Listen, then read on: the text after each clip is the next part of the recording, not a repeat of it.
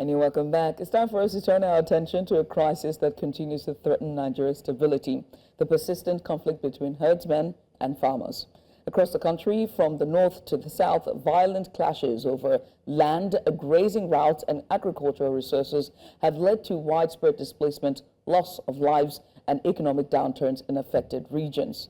Just this week, reports from Kano and Rivers State paint a troubling picture of escalating tensions. So this morning we go beyond the headlines to examine the root causes, security implications, and possible solutions to this growing conflict. Joining us now, Confidence McHarry, Senior Security Analyst at SBM Intelligence, who will help us unpack the security dimensions of the crisis. All the way from Kano State, we are going to have joining us Yahaya Ilyasu, CEO Leco Limited, and also we are expecting our correspondent Emmanuel Bagudu to also join us all the way from Kano as well, since he brought us that report. We are set to go for this conversation. Now, Mr. McHarry, first off, give us an overview of what we're looking at here regarding the dimensions for the disputes we're seeing between herdsmen and communities. One of the first things to notice, it is national. This morning, before coming to the studio, I was thinking about how widespread it is, and I realized that a couple of years ago, it was mostly a problem that was associated with the southern part of Kaduna, parts of the Middle Belt. We were talking about Benue Plateau and the likes. I think at the height of the problem in 2013, we had the Agatu massacre in Benue, and that's when it really became a national headline. But as of this morning, I think there are only 3 states in the country that has not really reported clashes between herders and farmers, and I think it's not because they're special, but because the security situation in those 3 states preclude the herders from moving the way they do. And these states are Zamfara, Yobe, and Borno. In Borno State, for instance, the herders are not given breathing spaces by ISWAP and the rival Boko Haram faction.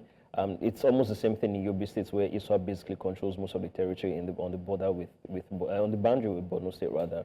And in Zamfara, the security situation is so sparse out there. Too many multiple players for them to even try to gain a foothold. So everywhere else across the country, it's more of the same. There's hardly any southern states in the country that has not experienced 1 or 2 of that. I think Lagos might be a little bit of an exception, but when you're going out of Lagos on the Lagos-Ibadan expressway down to the other parts of the country, it's a national issue. Sir, Confidence, for those who do not know, let's explain exactly what's at the core here. Now, these herders are nomadic, is that what it is? And as they travel across the country, they have to also perhaps they need spaces for their animals. Yes, they do. So what causes the confrontation between them and farmers is that their animals use these farm spaces and consume these farm products. Am I correct? Yes. Can you confirm that? So they do that. So that's just one aspect of the conflict. What other aspects? So the other aspect is where it grows out of the clashes between the farmers. You go into a farm, you destroy the farm, and then it becomes a reprisal and everything. What we're seeing in, say, Benue or in parts of southern Kaduna and some other parts of the country, or even in northern Enugu, for instance, is the problem has shifted all the way from you do me, I do you, based on farm and all of these grazing issues, you trespass on my farm, to wiping out whole communities as a retribution. So it has become an ethnic thing. And given how the geopolitical situation in Nigeria, anything that becomes ethnic has a tendency to be religious, So that's just one aspect of it. And of course, you could attribute it to many of these issues, like the broken down nature of the traditional dispute resolution mechanisms in Nigeria. Over the years, since the formation of Nigeria and this modern state as we know it, we no longer have the extent and the overwhelming authority of the traditional institutions anymore. Right now, traditional rulers are just merely civil servants, on the government's payroll. They don't really derive the authority and legitimacy from the people. They derive it from the government. So this is why the state government could create any stool, any monarchy they want and everything. And the people who they put in there are much more beholden to the state government than they are beholden to the people. And as such, if there is a conflict between a farmer and a herder, in the past, before the country got independence, the way it worked is that if you go into a farm and you destroy it, you take you to the village head, they resolve the conflict, and then you look at the damage done, and then the herder will be asked to pay. If you kill the herder's cows, and then the conflict was resolved, and then it says you're at fault, you have to pay a certain amount, and everybody goes away. But nowadays, people have realized that the traditional dispute mechanisms are no longer working because the traditional rulers don't really care about the people anymore. And then And you could also draw a parallel line between that and then the weak state capacity of the Nigerian state, because people know that if something happens to your farm, you go to the police, you can't get redress. Okay. Let me welcome our correspondent, Emmanuel Bagudu, who has been following stories of the sort. In fact, brought us a report during the week. And I'm being told that we have Biola Festus as well joining us, and Mr. Yahaya has joined us as well. Mr. Bagudu, you're welcome. Thank you very much. If you please share of the local sentiments have been in these communities that have been affected regarding the farmer herder, especially the herders themselves. Some of them have resolved to self-help. And it's in this process of resolving to self-help that we see the activities of banditry. You know that there's this set of persons, criminals in the bush that we refer to as mercenaries. There are mercenaries being used by... Seem to have lost Emmanuel there. Emmanuel, go ahead. We lost you for a second. We continue. Of Lakurawa in Kebbi and Sokoto State. Herders actually, community members actually brought them to protect their cows, because the community members have lost trust, resolved to self-help, which is bad. And then by the time you start bringing in machineries to come and help you take care of your cows, you know, those mercenaries just go ahead and then becoming criminals. Then talking about the issue of the killings in Uromi, the communities in Uromi, the communities in Kano, whose children were killed at Uromi. The general belief here is that there's also a very strong belief that there may be a compromise. If you look at the body language of the community members whose brothers, whose sisters, whose uncles were killed, you also see that they also have a belief that there may be compromise. And if there's any compromise, they are going to be forced to take their laws into their hands. So they are warning government every day and night that this is not a case of after 2-3 weeks, then the story just died down and they die down naturally. They said they're not going to allow this die down. Yeah. Thank you. All right. Let me come to Biola Festus. Biola, you also did file a report earlier this week, which we're going to play in due time. But that report was you talking to farmers in a particular community in Rivers State. And the farmers were, just decrying the issue of herdsmen who were, encroaching on their land, and also to the point of it melting down from just destroying their crops, but also gender-based violence as well. Right? And I'd like for you to just speak on that report and what it was like speaking to those people and the issues that they face. Thank you, Judy. The story of River State is different from that of the North. This is because in River State, the anti-open grazing law is in place. And so this prohibits every form of open grazing in the state. Now, you would recall that even while discussions were ongoing about whether or not to allow the open grazing law in River State, there were conversations around allocating a space or a land space for these herders to rear their animals. But the state governor then, who is currently the minister of the FCT, Nyesom Wike, vehemently refused that. He said there were no place at all, or there were no places in River State for cattle rearing or for cows to be reared. So you look at it, first, open grazing in the state is highly prohibited. Now, to these farmers, this is just the only means of survival they've got. The people of Oyibo, they are predominantly farmers. They farm all sorts of crops for commercial purposes. Now, their complaint is that these herders come into their farmlands to graze their animals. Now, apart from destroying their farm produce, they also commit certain mayhem on the locals there. Now, there were certain people who wouldn't stop on camera for fears of maybe being hunted down. But they told me that these people rape their women, that they even come into the community and kidnap people. Now, apart from the community I reported last week, there are two other neighboring communities, which is Obiakpo and Sai local government area.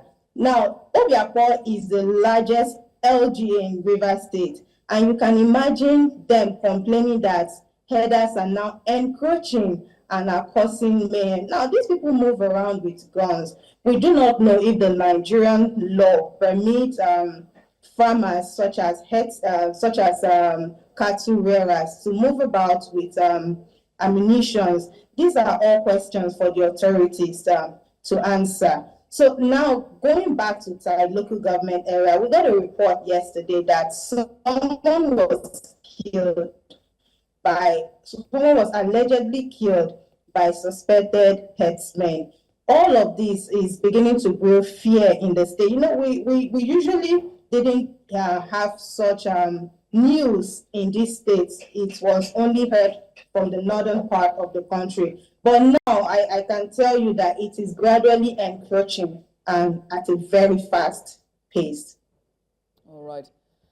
Gradually encroaching at a very fast pace. What say you, Mr. Yahya? And also, once again, thank you so much for joining us. What say you?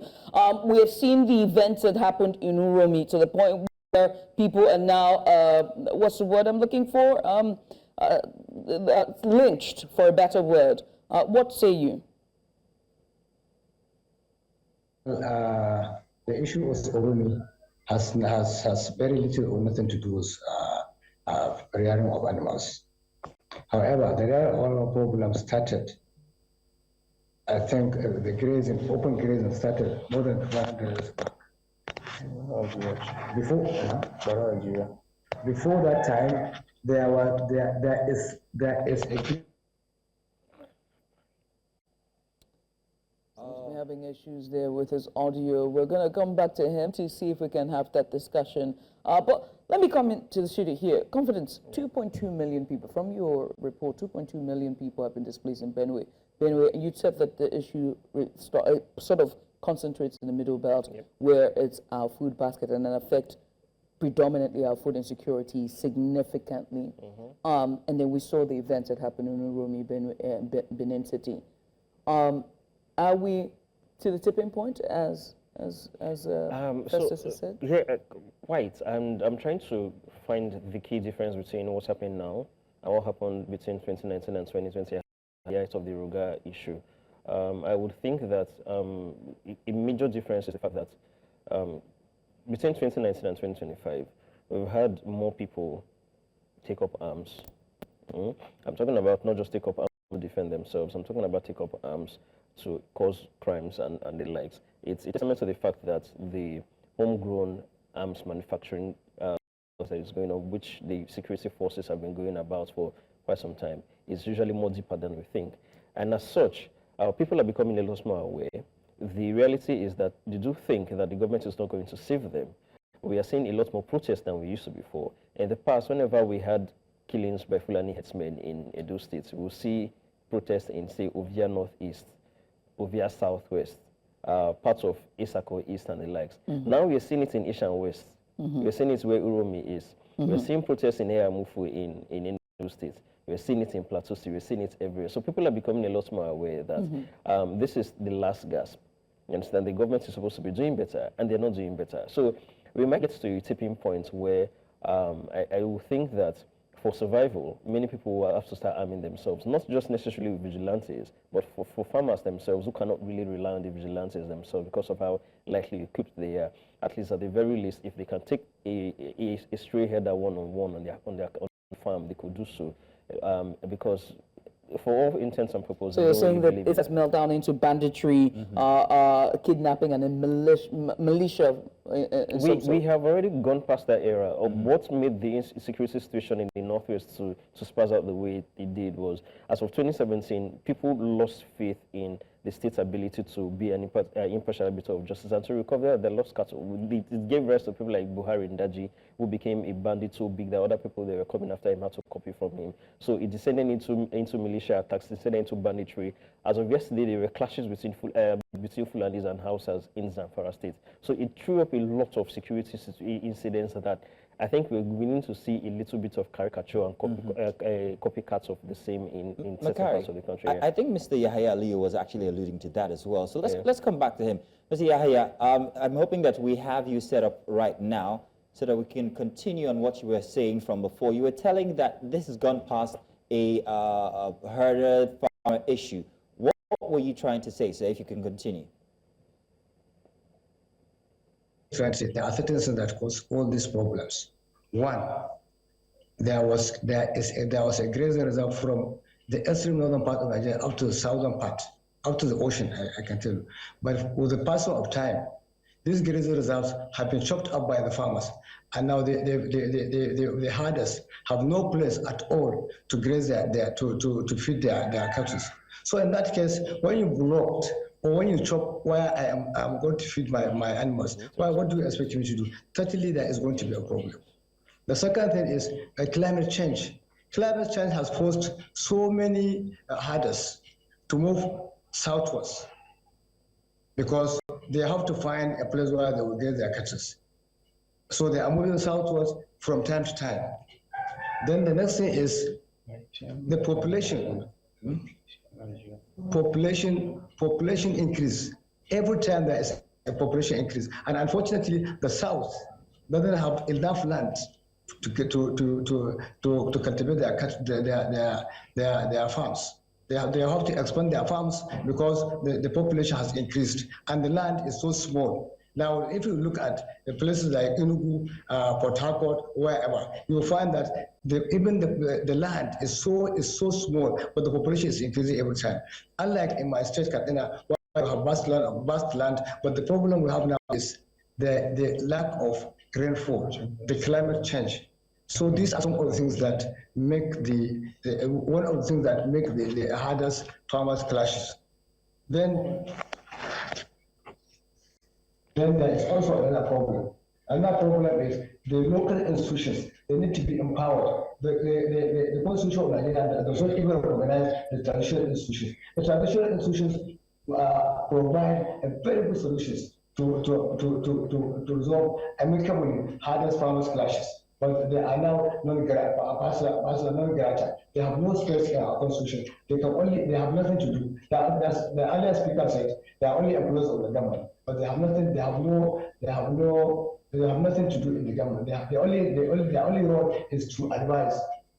That is the only role they do.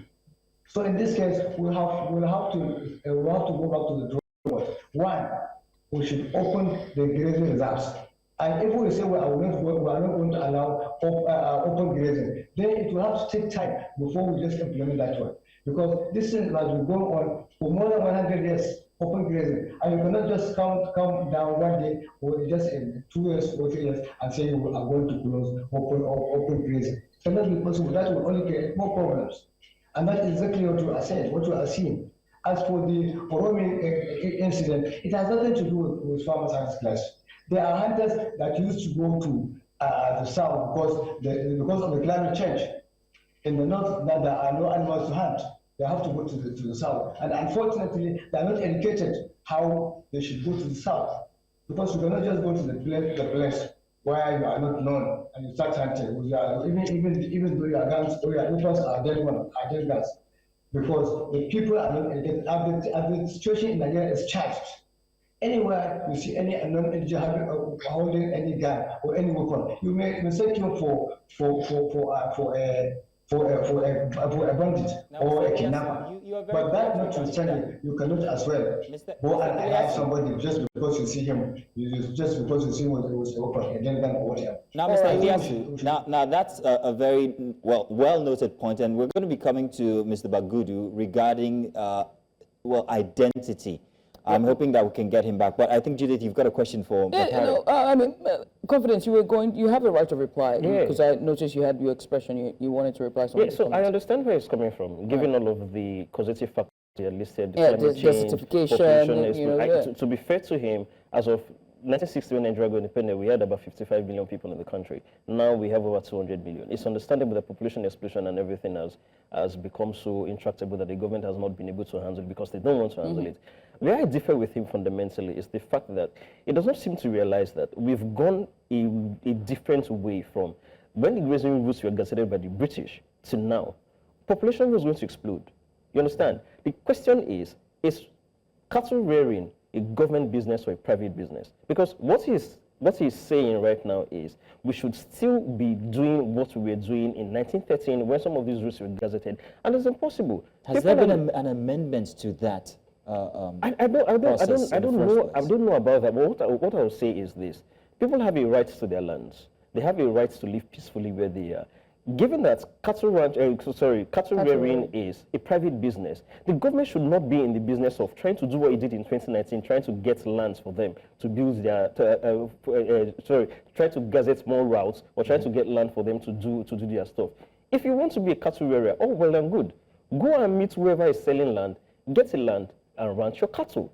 What you should not be doing in 2025 is rearing your cattle right down to someone else's farm and then shooting at the person for complaining. So what he's suggesting in 2025 is no longer in 1913 where it was going to work. We have population explosion. We have places where, in fairness to him, the grazing routes has been covered. So since the grazing routes has been covered and then human lives are at stake, businesses are at stake, what do? You simply have an amicable resolution where you buy a land in a place where you think you could get more pasture for your headers or for your head, and then once there, pay the land rent or whatever you want to do, pay the tax to the government, and ranch peacefully. Are you also imputing the fact that he also mentioned that climate change is a big factor, and that's why they have to move down to the south? Yeah. Exactly. So if you're asking them to get designated ranches, yes, where would these ranches be? Up north, down south? It could be anywhere. How would that affect the culture of the people who rear these cattle? These are northerners. These are the people who do this thing are mostly Fulanis. The Fulanis are divided into the sedentary people and the nomadic headers. Not all of them are nomadic in nature. So if where he is coming from being a Fulani man, there are people who learn to live within the city, learn to stay in one particular place.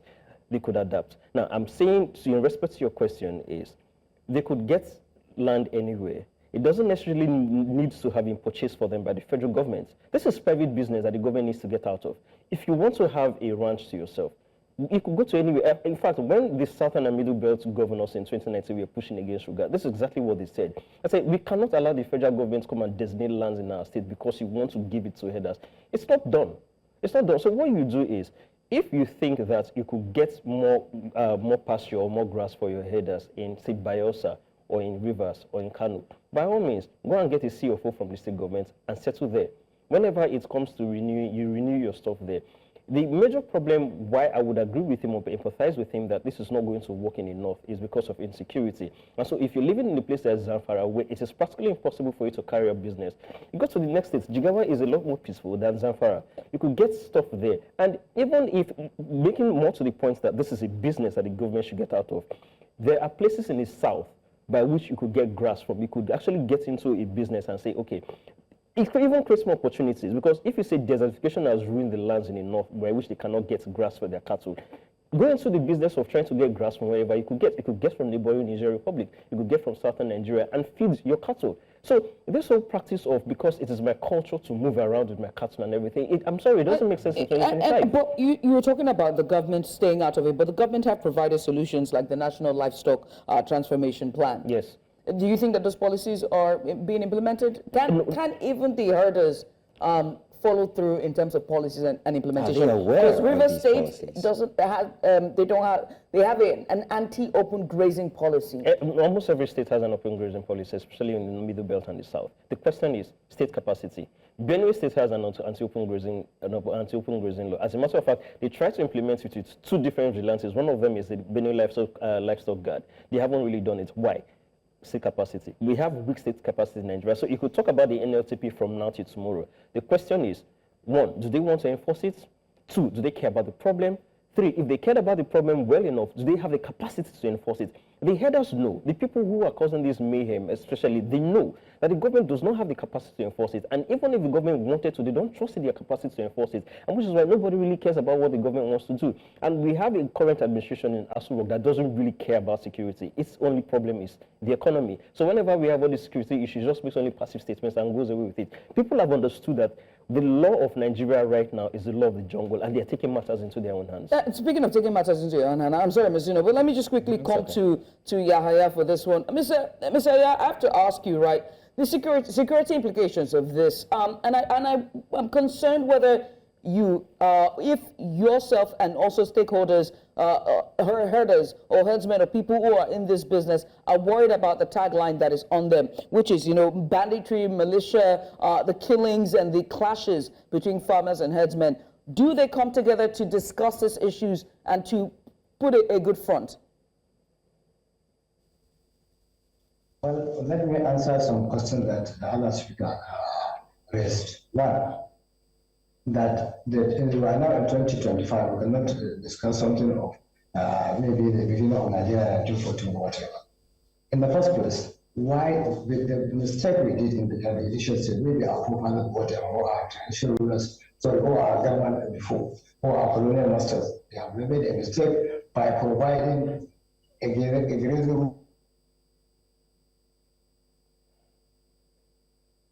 beginning of the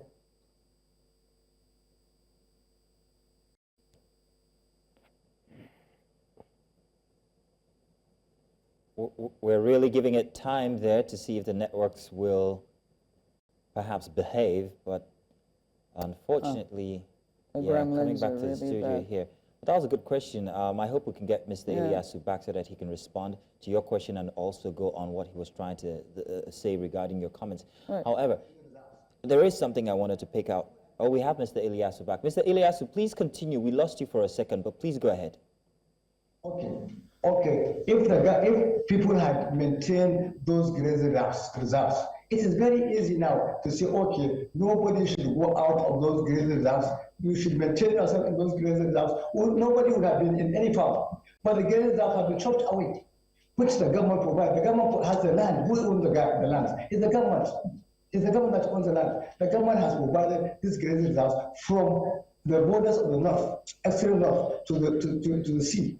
So what I say is, whatever we do, please let us try, let us not add fire, add whatever to already, let us not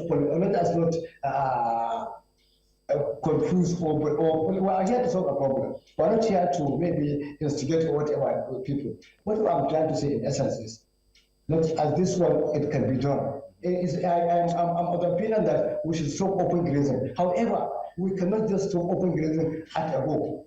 One thing very careful, the security situation in Nigeria is already saturated. And like the speaker actually said, this government is taking, maybe is not taking security issues seriously. Especially myself, who comes from the north, which in my village, almost every week, people 1, 2 people are killed. Every week, 1, 2 people are killed because of this problem now. So I must hit. There's something that we haven't yet addressed one very critical issue, and it's an elephant. It's like the elephant in the room. Talking about security and the fact that most of these herders are armed. What is the reason for them being armed? Doesn't that exacerbate the situation where people mistake them for bandits? And I'm also going to throw that to Mr. McHarry here in the studio. But first, why are these herders armed? Okay, and when I was young, that was in 1967, 68, so 69, 70, and mid-70s. The herders, they used to move with their cutlasses and whatever. But now, when I was in the sometimes in late 80s, sorry, not 1984, 85, 86, I just realized that I met some herders around New, sometimes in 1985, 87. I was asking them, why are you carrying? So they are even carrying some gun guns. They say, because if we don't carry the gun guns, people are stealing our cows. So I just realized when I went back to at the same area, sometimes in the 1990s, I think during Abacha or Mawagala regime or Cheneka regime, I can't remember precisely. These same herders are holding guns. I can tell you they are holding guns. They say, what is happening? They say, people are stealing our cow. People are killing us and they are stealing our cow. So I have to defend ourselves with these guns. I say, this is terrible. Nigeria is going away. And I think I even wrote some letters somewhere somehow to the concerned security agencies that time. But I think nothing was done about it because maybe I don't know. But that one, we have to be very careful because these herders, if you hear them, they are outside of the story. You realize that they are also being victimized. And let me tell everybody, that it's not only having all the Fulanis that have cattle. We should know this. I know there are some Igbo people and some tribes, sorry, I don't want to mention any others. There are some tribes that have cattle more than the Fulanis, whether in the south or in the north. The only people that can take care of those cows are the Fulanis. They are given these animals to go area because the other tribes, they are not used to this thing. So they feel they cannot do it, but let them give somebody, they pay him. And if by any mistake, any Fulani herdsman lose a cattle, the owner will just come as you know, you have sold it somewhere. All right, so these are some of the things. Thank you very much, Mr. Eliasu. Let's come back to the studio here with Mr. McHarry regarding the situation with the carrying of arms by these herders. Yeah. Doesn't that exacerbate the situation where they are mistaken for bandits, like I asked Mr. Eliasu? And within the law, are they allowed to actually bear these arms? No, they're not, unless they're licensed. So one of the leading causes for the reason why they started carrying arms was because, to be fair to Mr. Eliasu, the herders were attacked. You understand? They were attacked. The question then becomes, where were they attacked? Is it in every part of the country or in just one particular place? From historical perspective, it was mostly in the northern part of the country where governance broke down, and then many parts of governance wasn't reaching many people. People were taken to crime and everything. So I was saying earlier at the beginning of this conversation that in the past we had traditional dispute mechanism where when it was purely a matter between a farmer who is aggrieved and a herder who committed a trespass, the traditional rulers mediated in the conflict, pay whatever you're supposed to pay and get on your way. But it became a problem where the people that were having problems with were not necessarily farmers, the bandits, people who were killing and stealing cattle. Now, if they went into a community and then they reported that their cattle was stolen, it was difficult for them. It was difficult for the community people to fish out who did it because some of the people who were carrying out the attacks on the herders are not even from the community. If they go to the police, they could not seek respite. Many people, many Fulanis, they lost their cattle as a result of this. This is where many of the problems in the Northwest started. As a result, they started carrying arms. And then it's not a question of, you asked earlier if they were licensed, if they are allowed to carry arms legally. Of course not. But if you have the gun license, if you've registered your guns and everything, at least by Nigerian law, you're allowed to carry. But the question is, many of them are they licensed? The answer is no. And then they had that mindset that we need to arm our herders because wherever we go, since the security situation in the country has devolved so badly that the state cannot provide security anymore, that we are going to get attacked. That mentality allowed them to encroach into people's farm, and then it became a case of impunity. And so the farmer in the south does not necessarily have to be antagonistic to the herder from the north for the herder to be that apprehensive enough to want to shoot. And because he knows that he's going to get away with it, he's going to do it. Because why move about, going to look for pasture when you could get into somebody's farm and then shoot the owner and graze as much as you can and walk away for free? So it became a case of impunity that was exacerbated by the Nigerian state's failure to be an impartial arbiter between an aggrieved party. And again, it brings me to the point I've been making earlier, weak state capacity. The state has been absent. It does not really live up to its responsibilities. As a result, people are actually carrying out the responsibilities of the state on the state's behalf. And that means hiring vigilante groups such as Lukarawa and the rest. Anyway, gentlemen, this is how we're ending the show. I want to say thank you to you, Confidence McHarry, Senior Security Analyst for SBM Intelligence, giving us a bit of insight there, and also to Mr. Yahaya Iliasu, there we go, for giving us insight there from the herdsman point of view.